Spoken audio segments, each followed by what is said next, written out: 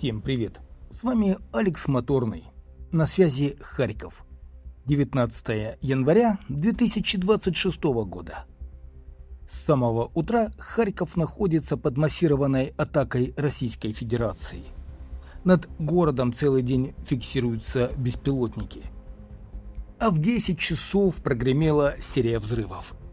По данным харьковских властей, был атакован Слободской район города. В 10:13 в Харькове снова прогремели взрывы. На местах попаданий видны столбы дыма. Над Слободским районом в это время фиксировался дрон-разведчик, который, очевидно, фиксировал удары.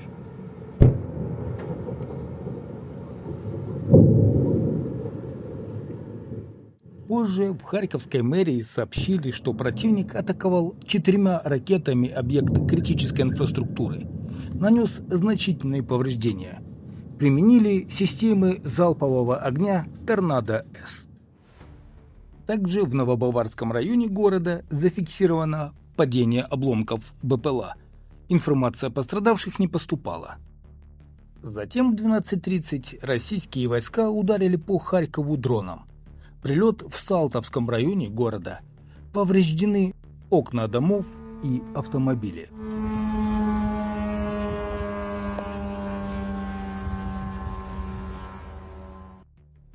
Но это еще не все. 19 января к дронам РСЗО «Торнадо» добавились кабы.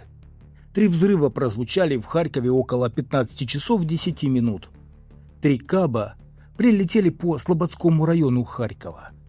Разрушены частные дома, есть погибшие и раненые. На время публикации видео еще не было подробностей о последствиях прилетов кабов, поэтому пока только так. А подробности в моем телеграм-канале Алекс Моторный, ссылку на него оставлю в описании к видео, которое сейчас смотрите. Пару дней назад, 17 января, Харьков трижды за вечер атакован БПЛА типа «Молния». В первом случае дрон попал в нежилое помещение, расположенное в Слободском районе города. Обошлось без погибших и пострадавших. Во втором случае целью дрона стал объект критической инфраструктуры. А затем, в третий раз, Харьков атакован российским беспилотником в Основянском районе города.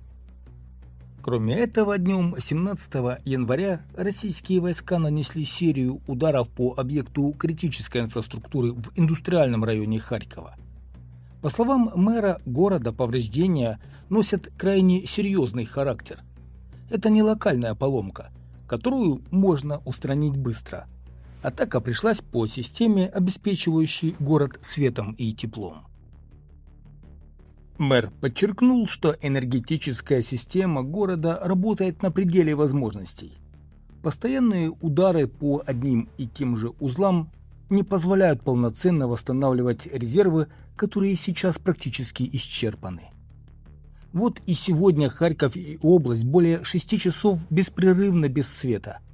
С самого утра в Харькове, пригороде и области применены графики аварийных отключений света. Кроме этого, продолжают действовать графики почасовых отключений. Свет могут выключать на более 10 часов в сутки.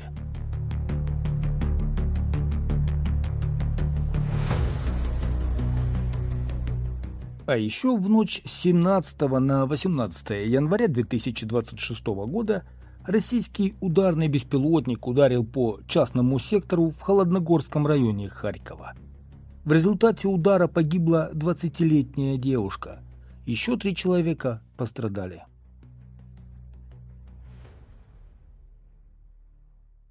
Что касается обстановки за неделю, то 12 раз армия РФ обстреляла Харьков.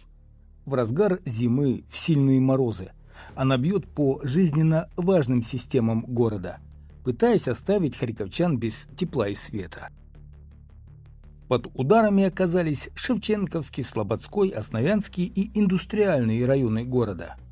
В результате этих атак пострадали 7 человек, среди них 1 ребенок. Молодая девушка погибла в результате прямого попадания беспилотника в жилой дом. Также повреждены в результате ударов жилые дома, частный сектор, детский санаторий, спортивный объект, гаражный кооператив.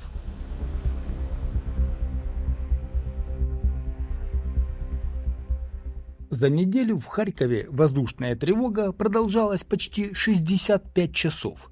Это много, но примерно на 50% меньше, чем в целом по области.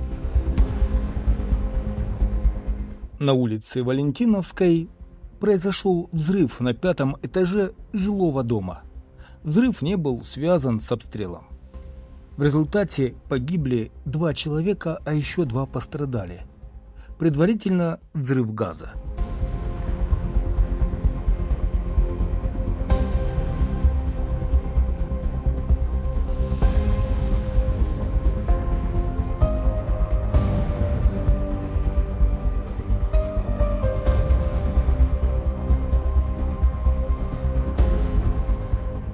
Несмотря на обстрелы, крепкие морозы, жизнь в Харькове продолжается.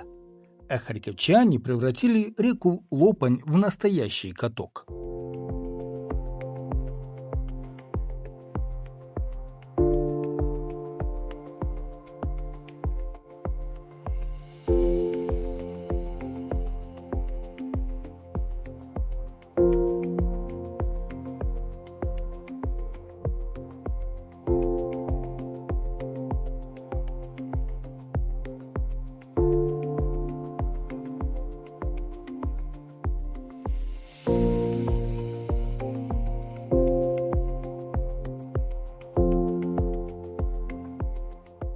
В Харькове 70-летняя женщина погибла во время катания с горки на тюбинге.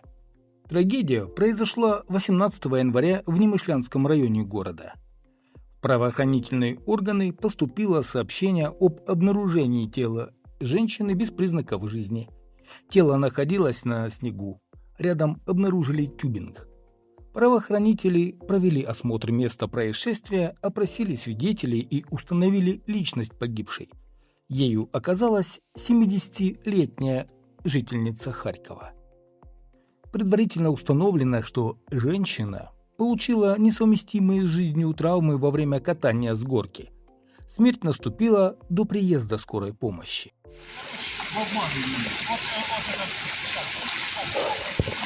Вот такая обстановка, новости, события в Харькове. Подписывайтесь на канал, чтобы быть в курсе всех новостей. Берегите себя и своих близких, друзья, и до новых встреч на канале.